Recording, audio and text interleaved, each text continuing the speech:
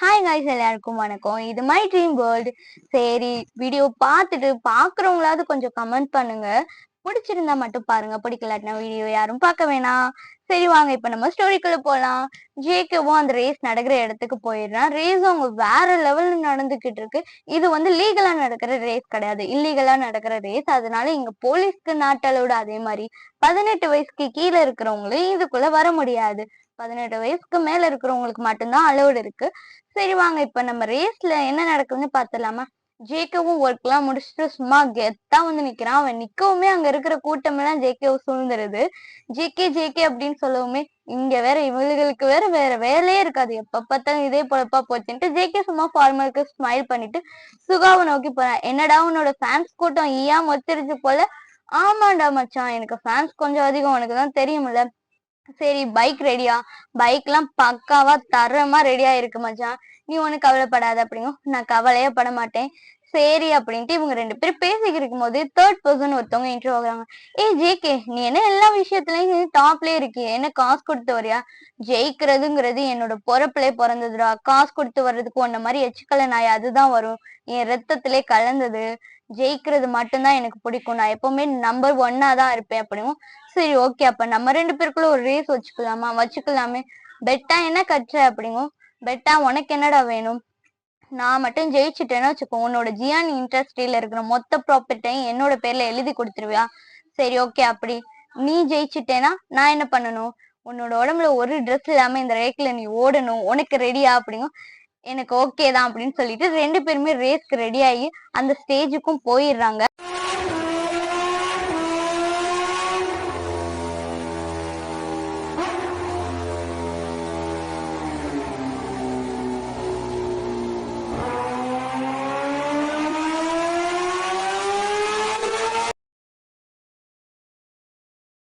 Bike ரேஸும் முடிஞ்சிருது. நினைச்ச மாதிரியே ஜேகே தான் ஃபர்ஸ்ட் வரான். ஜேகே வந்துட்டு ஸ்டைலா ஹெல்மெட்டை கழட்டிட்டு, ஏன்னா என்ன பெரிய பருப்பு மாதிரி சொன்ன, நான் தானே ஃபர்ஸ்ட் வந்திருக்கேன், இப்போ உன் ட்ரெஸ் கழட்டிட்டு இங்க ஓடுறதுக்கு ரெடியா இருக்கேன் அப்படிங்கும். அவன் உடனே சொல்றான், ஜேகே எதுவா இருந்தாலும் பேசிட்டு இருக்கலாம், நான் யாருன்னு தெரியும்ல. நீ எவ்வளவு பெரிய பயிரா இருந்தாலும் எனக்கு அதை பத்தி கவலையே கிடையாது. சாரிப்பா, நான் கெட்ட வார்த்தை பேச மாட்டேன், என்னை மன்னிச்சிருங்க. அதனால நீங்க அதெல்லாம் எதிர்பார்க்காதீங்க என்னோட இதுல சொல்லவும். ஓகே, நான் சொல்றது கேளு ஜேகே, நம்ம எதா இருந்தாலும் பாத்துக்கலாம். நான் உனக்கு எக்ஸ்ட்ரா அமௌண்ட் கூட தரேன். யாருக்கு வேணும் உன்னோட காசு? என்கிட்ட அதுக்கு மேலே அதிகமா இருக்கு. ஒழுங்கு மரியாதை நீ பெட் படி ஒழுங்கா இங்க ஓடுறதுக்கு ரெடியா இருக்கியா அப்படிங்கும். அவன் பயந்துட்டு அந்த இடத்த விட்டு ஓடிடுறேன், விட்டா இவன் செஞ்சாலும் செஞ்சிருவேன் அப்படின்னு சொல்லவும்.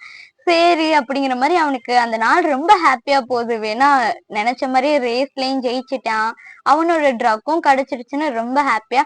அதே மாதிரி அவன் அந்த ஹோட்டல் ரூம்க்கு அந்த பொண்ணு கொடுத்த கார்டுனால அந்த ஹோட்டல் ரூம்க்கு போறான்.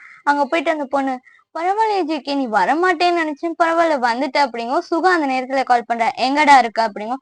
ஏன்டா, என்ன எதுவும் இம்பார்ட்டண்டா? பாஸ் கூப்பிடுறாங்க, நீ உடனே வா. அவனுக்கு வேற வேலை இருக்காது, எப்ப பார்த்தாலும் முக்கியமான டயத்துல கூப்பிடுறதே பொழப்பா வச்சிருக்கேன்.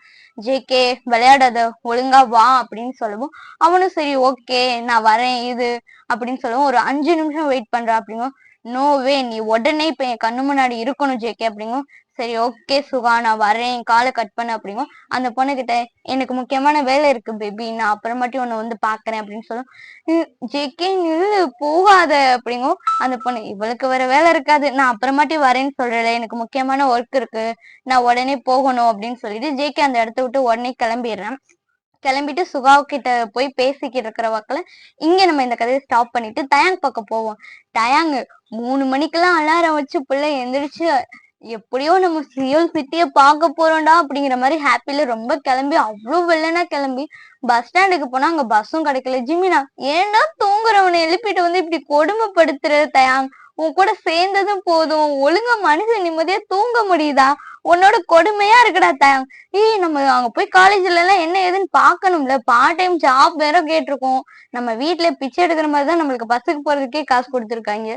வாடா பேச அடிக்க ஜிமினா அப்படிங்கும். இப்ப பஸ்ல இல்லாம யாரு கோசக்கடியில உட்கார்ந்து இருக்கிறது? நம்ம தானே உட்காந்துருக்கோம் அப்படிங்கும். ஜிமினா, டேய் நேத்து நைட் நீ நல்லா தூங்குனே, எங்கடா தூக்கம் வந்துச்சு, புது காலேஜ், புது ஃப்ரெண்ட்ஸ் எல்லாருமே பார்க்க போறோம் அப்படிங்கிறது ரொம்ப ஹாப்பியா இருந்தேன்டா அப்படிங்கும்.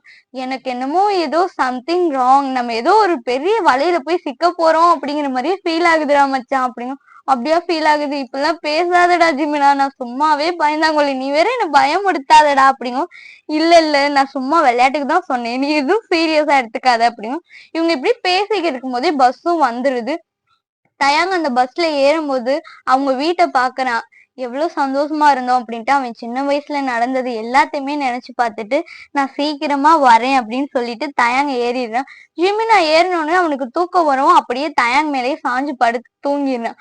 தூங்கினா காலையில அங்க பார்த்தா 5 மணிக்கெல்லாம் சிஎஸ்சிட்டில அவங்கள இறக்கி விட்டுறாங்க. இறக்கி விட்டுட்டு இவ்வளவு வெள்ளனா வந்திருக்கோம், இன்னும் வீடியோ கூட இல்ல, உன் கசின் வருவானா என்னன்னு கூட தெரியலடா மச்சான் அப்படிங்கும். நான் போன் பண்ணிருக்கேன், அவன் இங்கதான் வெயிட் பண்றதா சொல்லவும் அங்க இருந்து ஒரு பர்சன் வராங்க. டேட்டே அப்படிங்கும். டேட்டேக்கெல்லாம் அவ்வளவு ஹாப்பி, தன்னோட கசினை ரொம்ப நாள் சென்று பார்த்த உடனே ஓடி போய் ஹக் பண்ணிட்டு, ஏய் எப்படி இருக்கீங்க, நல்லா இருக்கீங்களா, நான் ரொம்ப நல்லா இருக்கேன், பரவாயில்லையே நல்லா படிச்சு பெரிய காலேஜ்ல எல்லாம் உனக்கு அட்மிஷன் கிடைச்சிருச்சு, ஸ்காலர்ஷிப்ல அதுவும் வந்திருக்க. ஆமா ஹயாங், நான் ரொம்ப ஹாப்பியா இருக்கிறேன், எனக்கு நீங்க தான் ஹெல்ப் பண்ணணும். சரி பண்ணிட்டா போச்சு, உனக்கு என்ன பார்ட் டைம் ஜாப் தானே வேணும், நான் உனக்கு அதெல்லாம் அரேஞ்ச் பண்ணி தரேன். சரி என்கிட்ட சொல்லாம நீ எங்கேயுமே வெளியே போக கூடாது அப்படின்னு சொல்லுவோம். ஓகே ஹயாங், இப்போதைக்கு மட்டும் இன்னைக்கு ஒரு நாள் ஸ்டே பண்றதுக்கு மட்டும் உங்க ரூம்க்கு கூட்டிட்டு போங்க, நாங்க நாளைக்கு காலேஜுக்கு போயிட்டு அங்க ஹாஸ்டல் ரூம்ல தங்கிடுறோம். சரி ஓகே. ஆமா இவன் யாரு நல்லா பன்னி மாதிரி இருக்கானே அப்படிங்க. இது பன்னி கிடையாது, இது டக்கு, கோழி குஞ்சு, குட்டி கோழி குஞ்சு அப்படிங்கும். ஓ அப்படியா ஜிமினா உடனே ஏய் வந்தேன்னா 2 பேரும் மிதிச்சிருவேன், ஒழுங்கு மரியாதையே நீங்க இருந்து கூட்டிட்டு போங்க, எனக்கு தூக்கமா வருது அப்படின்ட்டு தயாங் மேல சாஞ்சுக்கிட்டே ஜிமினா தூங்கிக்கிட்டே போறான். போயிட்டு அவங்களும் அந்த ரூம்ல ஸ்டே பண்றாங்க. காலையில 10 o'clock ஆயிருது. இவங்களும் காலேஜுக்கு போயிட்டு அந்த ஒர்க் எல்லாம் பாக்குறாங்க. தயாங்க்கு ஏதோ தப்பா ஃபீல் ஆகுது, என்னமோ தப்பா நடக்க போகுது மட்டும் நல்லா தெரியுது. பட் ஆனா என்ன நடக்க போகுதுன்னு தெரியல. காட் கிட்ட போய் ப்ரேயர் பண்றேன், எந்த ஒரு விஷயத்துலயும் நான் போய் மாட்டிடக்கூடாது, வேணா என் லைஃப் ரொம்ப ஹாப்பியா நான் ரன் பண்ணணும்னு நினைக்கிறேன், அதனால தயவு செஞ்சு எந்த ஒரு தப்பான பர்சனையும் என் லைஃப்ல நான் மீட் பண்ணிடக்கூடாது அப்படின்ட்டு ப்ரேயர் பண்ணிக்கிட்டு இருக்கான். ப்ரேயர் பண்ணி முடிச்சுட்டு அவனும் வெளியே வரான். ஜிமினா ஏன் நீ ரொம்ப ஒரு மாதிரி சைலண்டாவே இருக்க தயாங்க, எப்பவுமே துருன்னு ஏதாவது பேசுவல அப்படின்னு. என்னன்னு தெரியல ஜிமினா, எனக்கு ரொம்ப மனசு ஒரு மாதிரி கஷ்டமா இருக்கு, ஏதோ தப்பா நடக்க போற மாதிரியே ஃபீல் ஆகுது. அப்படியா, அப்பெல்லாம் எதுவுமே நடக்காது, சரி வா நம்ம காலேஜுக்குள்ள போய் காலேஜ் எப்படி இருக்குன்னு பாக்கலாம் அப்படின்னு சொல்லிட்டு இவங்க 2 பேருமே காலேஜ் போய் பாக்குறாங்க, சுத்தி பாக்குறாங்க. காலேஜ் எல்லாம் ரொம்ப பிடிச்சிருக்கு.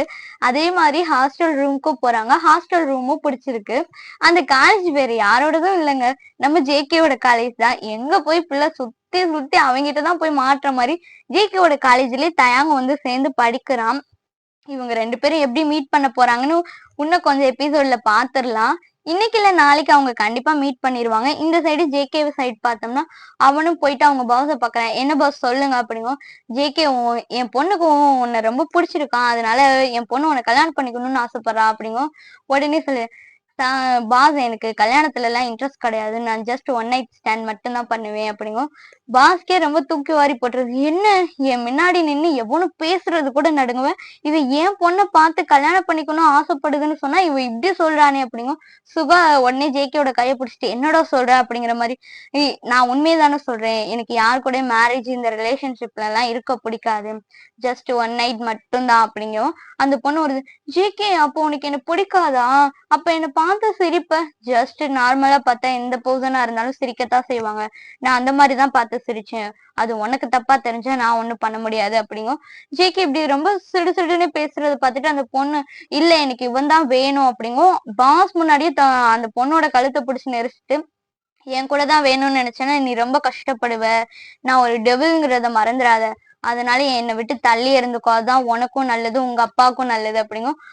அவங்க அப்பாலாம் ரொம்ப ஷாக் ஆகி பாக்குறாங்க, என்னடா இது என்னை பார்த்தா எவ்வளவு பெரிய மாஃபியாவா இருந்தாலும் நடுங்குவாங்க, இவ ஏன் முன்னாடி இப்படி சொல்லிட்டு போறானே அப்படின்னு சொல்லிட்டு அவங்க எல்லாருமே நினைக்கிறாங்க.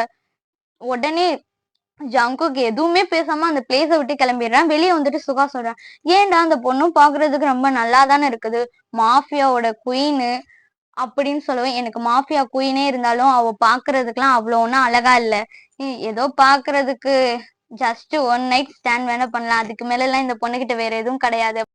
ஜேகே அந்த மாதிரி சொல்லிட்டு போகும். சுகாக்குலாம் செம ஷாக்கா இருக்கு, என்னடா இது மாஃபியா கிங்கோட பொண்ணை பார்த்து இப்படி சொல்லிட்டு போறானே அப்படின்ட்டு நினைச்சிட்டு ஜேகேவும் அந்த இடத்த விட்டு எதுவுமே பேசாம சுகா ஒரு பக்கத்து ஜேகே ஒரு பக்கத்து போயிடறாங்க. ஜேகே திருப்பி அதே ஹோட்டல் ரூமுக்கு தான் வரான். திருப்பி அந்த பொண்ணோட ஒன் நைட் ஸ்டாண்ட் பண்ணிட்டு அந்த பொண்ணுக்கு கொடுக்க வேண்டிய அமௌண்ட் எல்லாம் கொடுத்துட்டு ஜேகே அந்த இடத்த விட்டு போயிடுறான். வேணா காலையில அவனுக்கு காலேஜ்ல முக்கியமான ஒர்க் இருக்கு அப்படிங்கிற காரணத்தினால ஜேகே அங்க இருந்து கிளம்பிட்டு சுகாக்கு கால் பண்ணிட்டு நாளைக்கு காலேஜுக்கு நியூ ஸ்டூடெண்ட்லாம் வருவாங்களா அவங்களெல்லாம் பார்க்க போகணும், ரெடி ஆயிருடா அப்படின்னு சொல்லுவோம். சரி காய்ஸ், நம்ம நெக்ஸ்ட் வீடியோவை நாளைக்கு பார்க்கலாம். இன்னைக்கு இது வரைக்கும் தான் ரெக்கார்ட் பண்ண முடிஞ்சுச்சு. பாய் பாய்.